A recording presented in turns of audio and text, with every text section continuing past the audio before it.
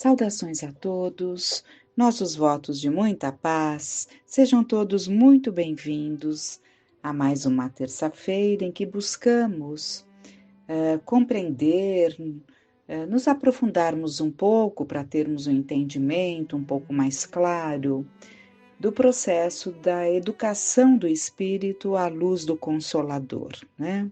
Então, hoje nós vamos buscar no livro Na Escola do Mestre, de Pedro Camargo Vinícius, num dos capítulos, ele vai nos falar sobre a justiça. E justiça é uma coisa que nós temos que compreender o mais profundo que pudermos, a justiça de Deus. Porque senão fica muito difícil nós caminharmos pela vida sem nos acharmos injustiçados, se não nos acharmos esquecidos por Deus. Então, é preciso que entendamos a justiça, como Deus estabeleceu suas leis, que sabemos que são justas, mas não basta ficarmos na teoria, sabemos que são justas. Então, vamos tentar buscar alguns apontamentos que ele nos traz. A justiça, como o direito, resulta do imperativo da própria vida humana. O homem é gregário, não podemos imaginá-lo isolado dos seus semelhantes. Para socializar os agrupamentos humanos, torna-se indispensável coordenar a ação individual, delimitando-lhe as expansões de modo a evitar atritos e conflitos. É necessário criar uma força íntima que se opõe às volições pessoais, sempre que estas colidam com os legítimos interesses de terceiros. Essa força interior que nasce, cresce e viceja na consciência humana, orientando e dirigindo a nossa conduta, é o direito, e sua aplicação, a justiça. Ela tende naturalmente a desenvolver-se, determinando e acelerando a marcha evolutiva do espírito. É assim que podemos descobrir o dealbar da justiça naquela ordenança mosaica, dente por dente, olho por olho. Assim como o sol, que rompendo as brumas de uma noite caliginosa, desponta no horizonte com luz indecisa e frouxa, até que pouco a pouco, vencendo as névoas, se ostenta com esplendor e majestade no zênite. Aquela legislação de Moisés foi inspirada num princípio de justiça, porque, regulando as faculdades de vingar, lhe delimitou os ímpetos, contendo-os nas proporções exatas do dano ou ofensa recebida. Então, aquilo que para nós soa hoje, porque Jesus veio acabar com olho por olho e dente por dente, tanto que ele diz: tendes ouvido o que foi dito, olho por olho e dente por dente, mas eu vos digo, amai aos vossos inimigos, fazei o bem aos que vos perseguem e caluniam, orai pelos que vos odeiam, bendizei aos que vos maldizem. Então, ele veio nos trazer a lei do amor, mas é importante que entendamos que a evolução da humanidade se dá dentro de um processo evolutivo. Então, os espíritos que vieram, que encarnaram entre nós, no caso Moisés, que teve uma missão de suma importância. Moisés é a pedra angular, é a base. Sem Moisés se Moisés não tivesse conseguido trazer para aquele povo a ideia de um Deus único, conduzindo-os para aquela fé, mesmo olhando que a gente percebe uma fé assim fanática, não é, com coisas que para nós ferem a razão, mas teve suma importância, porque coordenou, encaminhou aquele povo, tanto que ele precisou, a par das leis divinas que vieram no Monte Sinai, ele teve as leis humanas, mas ele não dizia que eram humanas, ele dizia que vinham de Deus para poder ter ali uma ascensão em relação àquele povo embrutecido, né? Então, a missão dele foi conduzir esse povo para esse conhecimento. E com isso, ele, partindo dele, ele também estabeleceu determinadas leis, né? E nessas leis ficou estabelecido que olho por olho e dente por dente, isso já foi um grande avanço. Ter trazido esse tipo de justiça de olho por olho, dente por dente, já foi um grande avanço, porque cerceou os abusos, porque quando alguém cometesse um crime em relação ao outro, os que queriam se vingar daquele crime, né, que estavam junto ali à vítima, poderiam atingir em revide permitido pela lei, atingir a toda a família. Então, quando estreita dizendo olho por olho, dente por dente, está estreitando entre aquele que causou e aquele que sofreu a ação. É totalmente contrária à lei de Deus, à lei do amor, mas na época já era um parâmetro melhor do que antes. Vamos continuando?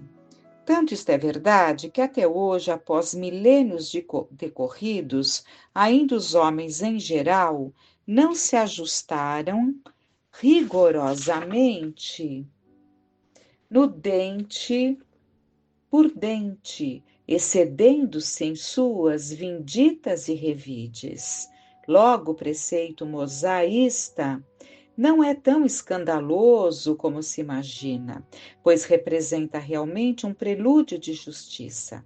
De outra sorte, verificamos com bastante amargura como nosso orbe ainda se acha retardado moralmente, apesar do seu grande surto de progresso material, visto como não chegou sequer a integrar-se no vetusto e rude dispositivo da legislação hebraica.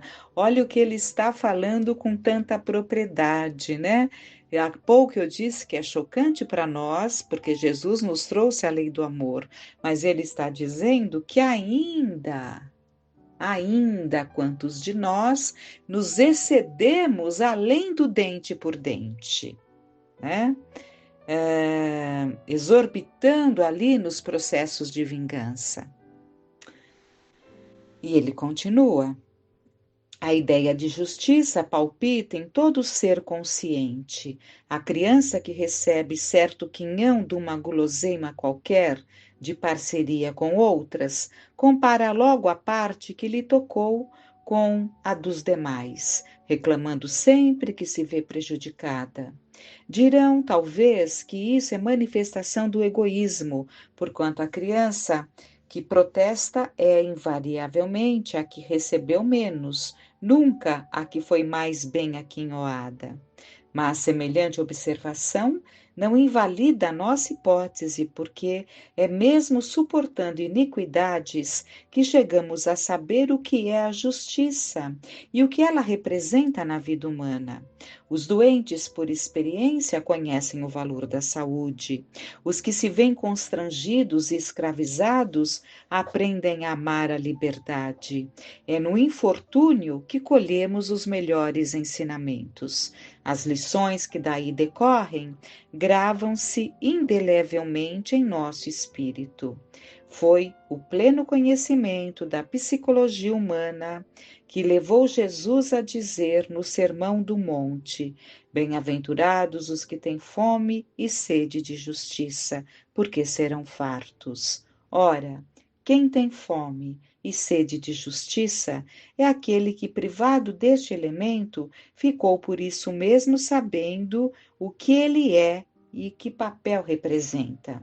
Convencido, então, de que a justiça é tão necessária à vida do espírito como o alimento é necessário à vida do corpo, empenha-se em encontrá-la e acaba integrando-se nela. Então, mesmo com todos esses equívocos que cometemos, mesmo quantos de nós nos deixando arrastar pela revolta, clamamos por justiça, mas trazendo muita revolta, mas sabemos que é de tanto clamar por justiça que o homem aprenderá a ser justo. Então, isso é da lei, esse é o processo do aprendizado. Por isso vemos, continua Vinícius, no ato da criança que reclama a porção igual àquela distribuída às suas companheiras, vislumbres da luz da justiça despontar na mente infantil. Quanto às que se calam recebendo mais, assim procedem pelo poder do egoísmo, sendo este, aliás, o critério que vigora, não só entre as crianças como na sociedade dos adultos. Daí a sentença evangélica: não faças a outrem o que não queres que os outros te façam. Esta máxima exprime bem o espírito de justiça. Assim como não queremos receber menos, também não devemos desejar receber mais. Pois tanto há injustiça num como no outro caso. A mesma falha que notamos na distribuição avantajada para outrem persiste quando somos nós os favorecidos. Demais, cumpre considerar que não é propriamente na igualdade da distribuição que está a justiça, como querem os simplistas. A justiça se manifesta no dar a cada um o que é seu, o que lhe pertence, isto é, aquilo a que faz jus e tem direito. O pão nosso de cada dia dá-nos hoje. Ensino divino intérprete da soberana justiça. Notemos bem que esse pedido se refere exclusivamente ao que é nosso, isto é, ao indispensável à nossa subsistência e manutenção. Nada do alheio, nada do supérfluo, somente o que é nosso, por força da lei natural de conservação. A justiça não se limita só a dar e distribuir, como pensam os comodistas. Os comodistas acham que tudo tem que vir do céu, uma distribuição que cai ali do céu como maná. Então, a justiça não se limita só a dar e distribuir como pensam os comodistas. Ela quer também receber. Geralmente, os que reclamam aquilo que julgam seu, esquecem-se de restituir o que não é seu. A justiça presta contas aos que lhe dão contas. Se não lhes damos conta do que temos, não nos assiste o direito de lhe pedir conta do que não temos. Justiça é luz. Revela à consciência o que existe no coração. Aqueles que cerram os olhos às falhas e senões apontados pela consciência própria não poderão ver o bem que tanto almejam. A justiça é lei, ela é luz, ela é lei. Sendo esta, como é perfeita, é por isso mesmo imparcial. A lei é urdida de deveres e direitos. Vejam que está muito bem colocado, deveres e direitos. E nós, nos tempos modernos, mais do que nunca, falamos muito de direitos, e colocamos deveres ali num rodapé. Então, a lei é urdida de deveres e direitos. Esses decorrem daqueles. Então, os direitos decorrem dos deveres. Na medida em que você cumpre com seus deveres, você conquista direitos. Desfrutar direitos sem cumprir deveres é a velha utopia dos egoístas, donde tem resultado a confusão em que a humanidade vem se debatendo através dos séculos. Os homens ergueram templos majestosos ao direito. Jesus do alto, vendo que debalde eles se agitavam em torno de uma ideologia vã e vazia, veio à terra e erigiu no cume do Gólgota um templo e um altar ao dever, ensinando, exemplificando que o direito nasce do dever. Pretender implantar aquele sem este é tão pueril como esperar a germinação do grão que não foi semeado. Escola de direito desacompanhada da escola do dever é a moderna Torre de Babel, demandando as nuvens para alcançar o céu. Vamos dar uma parada, porque foi dito aqui que Jesus, erigiu no cume do Gólgota um templo e um altar ao dever, onde ele foi crucificado, um morro onde eram crucificados os criminosos, né? Então, nós sabemos que Jesus, ele tinha, evidentemente, isso não é novidade, né? Ele tinha como não permitir, enquanto não chegou o tempo dele, o tempo que ele determinou, que ele terminaria a sua missão aqui, ele agia de forma tal que nunca o alcançavam. Mesmo que quisessem, não o encontrariam, porque ele podia facilmente envolver-se num fluido, né? Vindo dele, que faria com que não fosse visto por aqueles que o estavam perseguindo. Ele poderia ter feito, como tantas vezes ele desaparecia dos locais em que ele estava, né? E por que ele não fez naquele momento? Porque ele nos deu o maior exemplo do cumprimento do dever. Ele foi julgado pelos homens e ele estava encarnado, portanto, um homem encarnado, ele foi um cidadão encarnado, ele foi julgado e condenado à morte e à crucificação. Ao apedrejamento, às torturas, ele foi condenado. E assim ele se propôs. Assim a isso ele se entregou, cumprindo os deveres. É impressionante. É isso. Mas nós, quando temos possibilidade, sempre vamos buscar ali um mecanismo para burlarmos aquilo que teríamos que realmente vivenciar. Costuma-se dizer que neste mundo não há justiça. Engano. Aqui como além, em toda a parte do infinito universal, a suprema justiça se cumpre em toda a sua plenitude. A lei se revela entre as causas e os efeitos que daquelas decorrem. Tudo, pois, que sucede neste plano onde ora nos encontramos, é efeito das causas próximas ou remotas. Só com os olhos da razão podemos ver os esplendores da justiça. Como em geral tudo aqui se julga perfunctoriamente, utilizando-se apenas dos sentidos, conclui-se que não há justiça na terra. E assim discorrem os entendidos do século. Justiça é uma ficção, um ideal, se quiserem, nada, porém, encerra de real e positivo. Vede o que se passa em torno de nós. Aqui, um marido exemplar suportando a esposa fútil, caprichosa, desamorável e perjura. Ali, o reverso da medalha, uma esposa dócil, criteriosa e dedicada ao lar, sofrendo o convívio de um marido rude, desafeiçoado e libertino.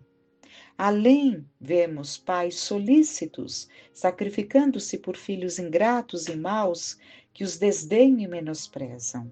Ao lado desse quadro pungente, deparamos com filhos meigos e respeitosos, cujos progenitores, velhacos e viciados, descuram da sua educação e do seu futuro. Mais adiante, vê-se o rico astuto espoliando o pobre de boa fé, o industrial poderoso no uso e gozo de favores e regalias iníquas, explorando os consumidores, concorrendo para o encarecimento da vida. Logo após, é o impostor triunfante, ao lado da probidade humilhada. É a virtude abatida e o vício entronizado. É o algoz impune e a vítima desamparada. É a saúde e o vigor bancanteando-se no tremedal do mundanismo e a enfermidade gemendo no leito das agonias lentas, intermináveis.